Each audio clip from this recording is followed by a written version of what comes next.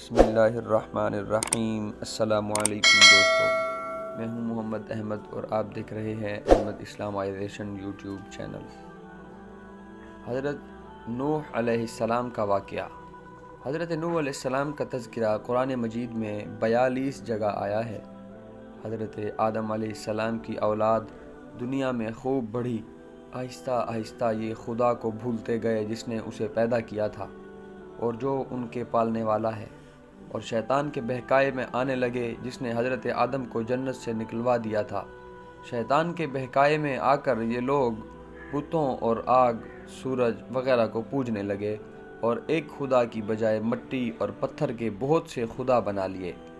اپنے ہاتھ سے اپنا خدا بناتے اور پھر ان سے مانگتے، حالانکہ یہ مٹی اور پتھر کے خدا اپنے لیے کچھ نہ کر سکتے تھے، ان کے لیے کیا کرتے؟ اللہ میاں نے جو اپنے بندوں سے بڑی محبت رکھتا ہے، اس کو یہ کبھی گوارا نہیں کہ اس کے بندے شیطان کے بہکائے میں آ کر اللہ کے علاوہ کسی اور کی عبادت کرنے لگیں اور اس کی سزا میں مرنے کے بعد دوزخ میں جلیں۔ اللہ پاک نے حضرت نوح علیہ السلام کو اپنا نبی بنا کر بھیجا۔ اس زمانہ میں لوگوں کی عمریں بہت بڑی بڑی ہوتی تھیں۔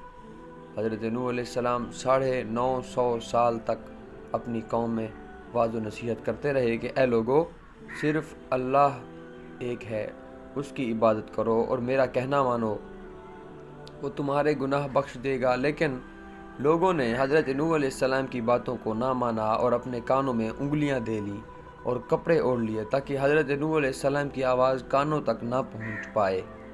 حضرت نوح علیہ السلام ہمت نہ ہارے اور وہ بار بار سمجھاتے رہے اور کہتے رہے، اے لوگو، اللہ سے معافی مانگو، وہ بڑا معاف کرنے والا ہے، وہ تم پر آسمان سے بارش برسائے گا تاکہ تم خوب اناج پیدا کر سکو، اور اس کے ذریعے سے بڑے بڑے باغ پیدا کر دے گا، ان میں نہریں پیدا کر دے گا، تمہیں مال و دولت دے گا اور بیٹے دے گا۔ تمہیں کیا ہو گیا ہے کہ تم خدا کو نہیں مانتے؟ حالانکہ اس نے آسمان بنائے، چاند اور سورج بنائے، اس نے تم کو مٹی سے پیدا کیا اور پھر اس مٹی میں ایک دن تم مل جاؤ گے اور پھر قیامت کے دن اسی مٹی سے تم کو دوبارہ زندہ کر دے گا۔ لیکن لوگوں نے اپنے بتوں کو نہیں چھوڑا اور حضرت نوح علیہ السلام سے کہنے لگے، ہم اپنے بتوں کو ہرگز نہ چھوڑیں گے اور ہم تو تم کو اپنے جیسا آدمی ہی دیکھتے ہیں اور تمہارا کہنا بھی صرف چند غریب لوگوں نے مانا اور ہم تم کو جھوٹا سمجھتے ہیں۔ حضرت نوح علیہ السلام نے کہا، اے میری قوم، میں تم کو جو نصیحت کرتا ہوں اس کے بدلے میں تم سے کوئی مال و دولت نہیں چاہتا، اور جو غریب آدمی مسلمان ہوئے ہیں اور اللہ پر ایمان لائے ہیں ان کو میں اپنے پاس سے تمہارے کہنے سے نکالوں گا نہیں۔ اگر میں ان کو اپنے پاس سے نکال دوں تو خدا کے عذاب سے مجھے کون بچائے گا؟ اگر میں ایسا کروں گا تو بہت نا انصافی صاف ہو جاؤں گا۔ ان کی قوم کے لوگوں نے کہا، اے نوح علیہ السلام، تم نے ہم سے جھگڑا بہت کر لیا، اگر تم سچے ہو تو جس عذاب سے تم ہم کو ڈراتے ہو وہ لے آؤ۔ حضرت نوح علیہ السلام نے کہا، جب اللہ پاک چاہیں گے عذاب لے آئیں گے۔ اللہ تعالیٰ نے حضرت نوح علیہ السلام کو وحی کے ذریعے سے حکم بھیجا کہ تمہاری قوم میں جو لوگ ایمان لا چکے ہیں ان کے علاوہ اور کوئی ایمان نہیں لائے گا، تم غم نہ کرو، ایک کشتی بناؤ۔ حضرت نوح علیہ السلام نے خدا کے حکم کے مطابق کشتی بنانی شروع کی، تو جب ان کی قوم کے سرداران ان کے پاس سے گزرے تو ان کو کشتی بناتے ہوئے دیکھے تو ان کا مذاق اڑاتے۔ حضرت نوح علیہ السلام ان کے مذاق کا جواب میں کہتے کہ آج مذاق کر لو، کل جب تمہارے اوپر عذاب آئے گا تو اس وقت ہم تمہارا مذاق اڑائیں گے۔ آخر اللہ تعالیٰ کا عذاب اس وعدے کے مطابق آیا، زمین سے پانی نکلنا شروع ہوا اور آسمان سے بارش آنی شروع ہوئی۔ اللہ تعالیٰ نے حضرت نوح علیہ السلام کو حکم دیا کہ سب جانوروں کا ایک ایک جوڑا کشتی میں سوار کر لو، اور جو لوگ تمہارے اوپر ایمان لائے ہیں یعنی مسلمان ہو گئے ہیں ان کو سوار کر لو۔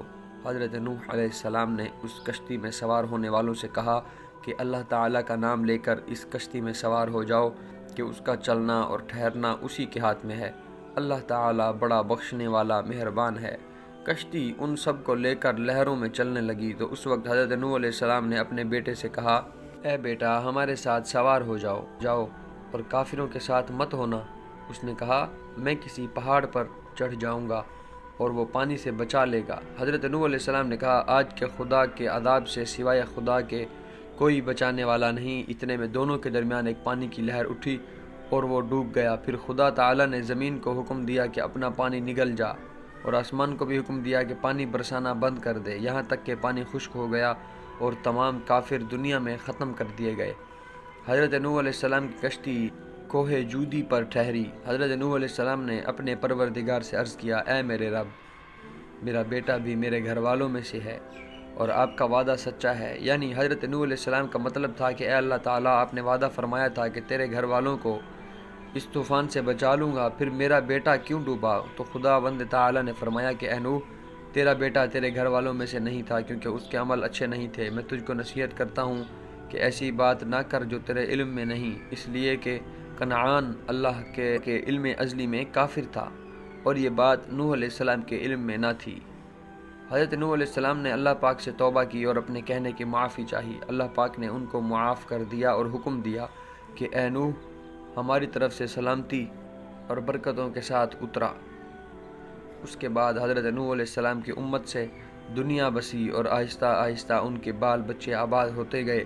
یہ سب لوگ خدا تعالیٰ کی اطاعت کرتے رہے۔ زمانہ گزرتا گیا اور آہستہ آہستہ شیطان نے پھر بہکانا شروع کیا، تو یہ لوگ خداوند تعالیٰ کو بھولنے لگے۔ حضرت نوح علیہ السلام، جو اللہ تعالیٰ کے اتنے بڑے پیغمبر تھے، اپنے بیٹے کو اس کے برے کاموں کی وجہ سے اللہ تعالیٰ کے عذاب سے نہ بچا سکے۔